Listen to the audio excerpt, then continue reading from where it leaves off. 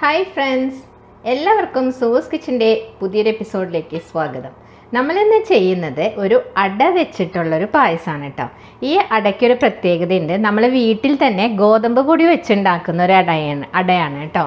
വളരെ ഹെൽത്തി ആയിട്ട് പെട്ടെന്ന് തന്നെ ചെയ്തെടുക്കാവുന്ന, എന്നാൽ ടേസ്റ്റിൻ്റെ കാര്യത്തിൽ ഒരു കോംപ്രമൈസും ഇല്ല കേട്ടോ. Super taste. നമ്മൾ വാങ്ങിക്കുന്ന അട വെച്ചുണ്ടാക്കുന്ന അതേ ടേസ്റ്റോട് കൂടി തന്നെ നമുക്ക് ഇങ്ങനെ ഒരു അടപ്പായസം ഉണ്ടാക്കാം. വളരെ ഹെൽത്തി ആയിട്ടുള്ള ഈ പായസം നിങ്ങളൊന്ന് ട്രൈ ചെയ്ത് നോക്കണം കേട്ടോ. അപ്പോൾ ഇതിൻ്റെ റെസിപ്പിയിലേക്ക് പോകുന്നതിന് മുന്നായിട്ട് നിങ്ങൾക്ക് എൻ്റെ വീഡിയോ ഇഷ്ടപ്പെടുകയാണെങ്കിൽ ഒന്ന് ലൈക്ക് ചെയ്യാനും അതുപോലെ തന്നെ സബ്സ്ക്രൈബ് ചെയ്യാനും മറക്കരുത് കേട്ടോ. അപ്പോൾ നമുക്ക് എങ്ങനെയാണ് ഈ റെസിപ്പി ചെയ്യുന്നതെന്ന് നോക്കാം. അപ്പോൾ നമുക്ക് നമ്മളുടെ അടപ്പായസം, അതായത് ഗോതമ്പ് പൊടി വെച്ചുള്ള അടപ്പായസം എങ്ങനെ ഉണ്ടാക്കുന്നതെന്ന് നോക്കാം. അതിന് വേണ്ടി 1 കപ്പ് ഗോതമ്പ് പൊടി, ചപ്പാത്തി ആട്ടയാണ് എടുത്തിട്ടുള്ളത്. അത് ഈ പാത്രത്തിലേക്ക് ഇട്ട് കൊടുക്കാം. അതിനോടൊപ്പം തന്നെ ഇതിലേക്ക് 2 ടേബിൾ സ്പൂൺ നെയ്യ് ഒഴിച്ചു കൊടുക്കാം. പിന്നെ നമുക്കിതൊന്ന് പൂരിക്കാം. എന്നിട്ട് ഇതൊന്ന് നന്നായിട്ട് മിക്സ് ചെയ്ത് കൊടുക്കുക. അതിന് ശേഷം ആവശ്യത്തിന് വെള്ളം ഒഴിച്ചിട്ട് നമുക്ക് പൂരിക്ക് നമ്മൾ കുഴച്ചെടുക്കില്ലേ, ഒരല്പം ടൈറ്റായിട്ട് അതുപോലെ ഒന്ന് കുഴച്ചെടുക്കുക കേട്ടോ. ഇതാ, അപ്പോൾ ഇവിടെ നന്നായിട്ട് ഞാനൊന്ന് മിക്സ് ചെയ്ത് കൊടുത്തിട്ടുണ്ട് കേട്ടോ, ആ നെയ്യും ഗോതമ്പ് പൊടിയും കൂടിയിട്ട്. ഇനി ഇതിലേക്ക് നമുക്ക് കുറേശ്ശെ വെള്ളം ഒഴിച്ച് കൊടുക്കാം.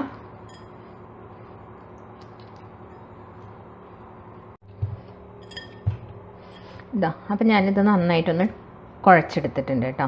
ഒരല്പം ടൈറ്റായിട്ട് തന്നെയാണ് കുഴച്ചിട്ടുള്ളത്. നമ്മൾ ചപ്പാത്തിക്ക് കുഴയ്ക്കുന്ന അത്രയ്ക്ക് ലൂസല്ല കേട്ടോ. ഇനി എന്നിട്ട് ഇതിനെ ചെറിയ ചെറിയ ബോൾസ് ആക്കിയിട്ട് നമുക്കൊന്ന് പരത്തിയെടുക്കണം.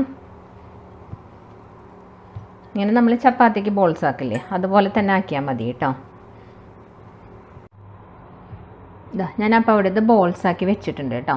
അതിൽ നിന്ന് ഒരു ബോൾ എടുത്തിട്ട് നമുക്കിനി ചപ്പാത്തി പരത്തുന്ന പോലെ ഒന്ന് പരത്തിയെടുക്കാം.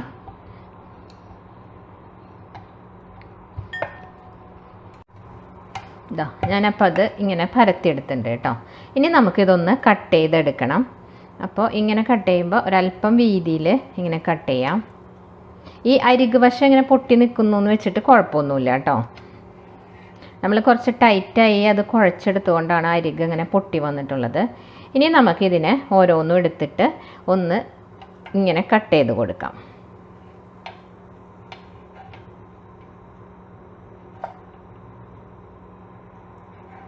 ഓക്കെ, ഈ ഒരു വലിപ്പത്തിൽ കേട്ടോ നമ്മൾ കട്ട് ചെയ്യുന്നത്.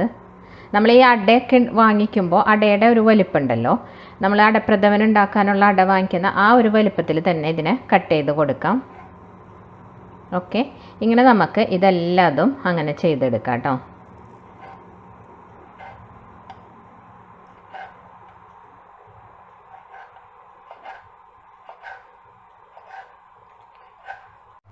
ഇതാ, അപ്പം ഞാനിവിടെ എല്ലാം അത് കട്ട് ചെയ്ത് വെച്ചിട്ടുണ്ട് കേട്ടോ. ഇനി ഇതൊന്ന് നമുക്ക് തിളയ്ക്കുന്ന വെള്ളത്തിലേക്കൊന്ന് ഇട്ട് ഇതൊന്ന് വേവിച്ചെടുക്കണം. ഇതാ, ഞാനിവിടെ ഒരു പാത്രത്തിൽ വെള്ളം തിളപ്പിക്കാൻ വെച്ചിട്ടുണ്ടായിരുന്നു കേട്ടോ. ഇത് കൂടുതലായിട്ട് തന്നെ വെള്ളം വെക്കുക, അല്ലെങ്കിൽ ഇതിങ്ങനെ കട്ട പിടിക്കാനുള്ള സാധ്യതയുണ്ട് കേട്ടോ. അപ്പോൾ ഈ തിളച്ചുകൊണ്ടിരിക്കുന്ന വെള്ളത്തിലേക്ക് 1 ടീസ്പൂൺ നെയ്യ് ഒഴിച്ച് കൊടുക്കാം. നെയ്യ് ഒഴിച്ചില്ലെങ്കിൽ ഇത് കട്ട പിടിക്കൊന്നുമില്ല, പക്ഷെ എന്നാലും വെറുതെ റിസ്ക് എടുക്കണ്ടല്ലോ. അത് ഒഴിച്ച് കൊടുക്കുകയാണെങ്കിൽ ഒട്ടും തന്നെ അത് ഒട്ടിപ്പിടിക്കില്ല കേട്ടോ. അപ്പോൾ ഇനി ഇതിലേക്കൊന്ന് ഇട്ട് കൊടുക്കാം. ഇതാ, ഇപ്പോൾ ഇവിടെ നന്നായിട്ട് അത് തിളയ്ക്കുന്നുണ്ട് കണ്ടോ. ഇതൊന്നും ഒട്ടും തന്നെ ഒട്ടിപ്പിടിച്ചിട്ടില്ല കേട്ടോ. ഇനി ഒരു 5-6 മിനിറ്റ് എടുക്കും ഇത് വേവാനായിട്ട്. അപ്പോൾ അതൊന്ന് വെന്ത് വരട്ടെ. ഇനി ഇതാ, ഇപ്പം നമ്മളുടെ ഈ അട ഇവിടെ നന്നായിട്ട് വെന്ത് വന്നിട്ടുണ്ട് കേട്ടോ. അപ്പോൾ ഇനി ഞാനിതൊന്ന് ഊറ്റിയെടുക്കുകയാണ്, ഒരു സ്റ്റെയിനറിലേക്ക് ഒഴിച്ചു കൊടുക്കുകയാണ് കേട്ടോ. ഇത് ഒഴിക്കുമ്പോൾ ഇതിൻ്റെ കൂടെ ഇനി പച്ചവെള്ളത്തിൽ കഴുകിയെടുക്കേണ്ട ആവശ്യമൊന്നുമില്ല. ഇതിലങ്ങനെ ഒട്ടിപ്പിടിക്കലൊന്നും വരില്ല കേട്ടോ. അപ്പോൾ ഞാൻ ജസ്റ്റ് ഇത് ഒന്ന് ഊറ്റിയെടുക്കട്ടെ. ഇതാ, ഞാനിങ്ങനെ ഒരു പാത്രം ചൂടാക്കാൻ വെച്ചിട്ടുണ്ട്. അതിലേക്ക് ഒരല്പം നെയ്യ് ഒഴിച്ചു കൊടുക്കാം. എന്നിട്ട് നമുക്കൊരല്പം തേങ്ങാക്കൊത്ത് ഇതിലേക്ക് ഇട്ടിട്ട് ഒന്ന് വറുത്തെടുക്കാം കേട്ടോ.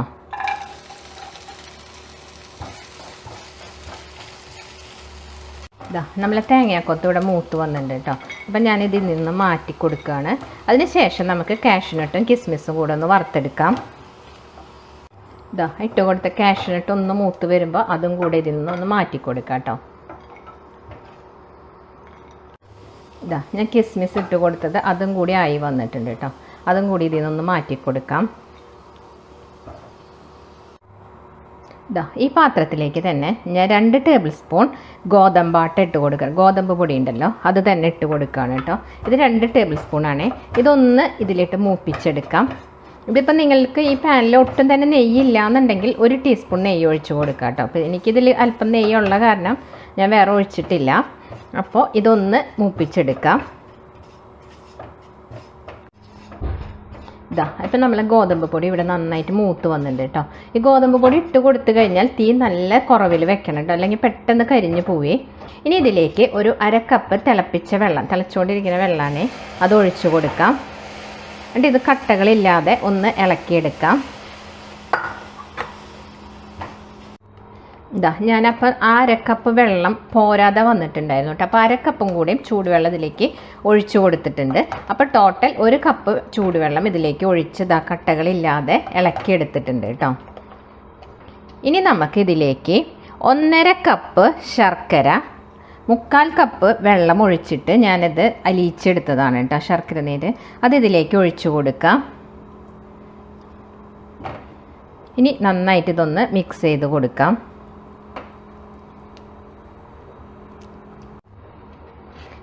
അപ്പോൾ ആ ഗോതമ്പ് പൊടിയും ശർക്കരയും കൂടി നന്നായിട്ട് ഇവിടെ മിക്സ് ചെയ്ത് കൊടുത്തിട്ടുണ്ട് കേട്ടോ. അപ്പോൾ നന്നായിട്ട് മിക്സ് ചെയ്ത് അത് തിള വന്ന് തുടങ്ങിയ സമയത്ത് ഇതിലേക്ക് നമ്മൾ വേവിച്ച് വെച്ച അടയുണ്ടല്ലോ അതൊന്ന് ഇട്ട് കൊടുക്കാം.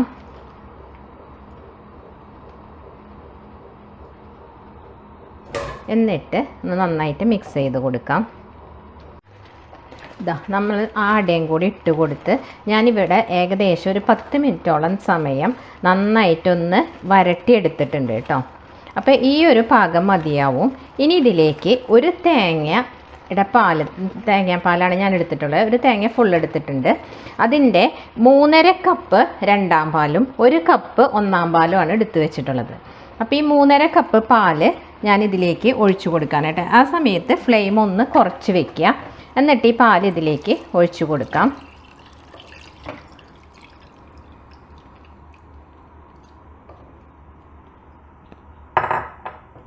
എന്നിട്ട് നമുക്കൊന്ന് നന്നായിട്ടൊന്ന് മിക്സ് ചെയ്തെടുക്കാം കേട്ടോ. ഈ സമയത്ത് തീ ഒന്ന് മീഡിയം ഫ്ലെയിമിലേക്ക് വെച്ച് കൊടുക്കാം.